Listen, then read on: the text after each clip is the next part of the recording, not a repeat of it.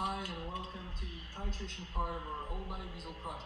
So basically the purpose of this lab is to find out the amount of free fatty acid present in the used oil that we are converting into biodiesel. This is necessary to find out the amount of KOH we need to then neutralize it. So this is very important because if we put too much KOH, the excess will produce soap that could misconduct the separation of biodiesel with glycerol, which is our waste of the transesterification reaction. So if we don't want that to happen, let's look at a very short video of what Felix did in order to find the perfect amount of KOH. So now let's look at what Felix did. So first you can see that he filled the burette with the solution of KOH. And then in this segment, you can see that he prepared an analyzed solution by measuring 20 milliliters of isopropanol solution, 1 millimeter of used oil, and 2 to 3 drops of the phenol red indicator. He then added all of these measured reactants in a 50 millimeter beaker to have his analyzed solution. Afterwards, he placed the 50 millimeter beaker containing the analyzed solution under the burette, turned on the stir knob on the hot plate, and gently added the KOH solution drop per drop into the beaker until it reached the same color as the standard indicator. When they looked the same, he recorded the amount of KOH left in the burette. He then repeated those same steps to verify his first result and cleaned up the station and material he used. In conclusion, let's look at his results and calculations in a little bit more detail in the appendix. So for his first calculation, as you can see at figure 1, to find out the average volume of KOH used, for each trial we subtracted the final volume of KOH solution left in the burette at the end of his lab to the initial one. So for the first one he got 3.1 millimeters and for the second one he got 3.2.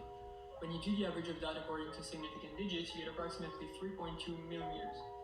For his next calculation, right next to it at figure 2 to find out the percent mass volume of free fatty acids in the used vegetable oil, for each trial according to the formula, he found 1.5562% for the first one and 1.6064% for the second one. Again, when you do the average of that according to significant digits, you get approximately 1.6%.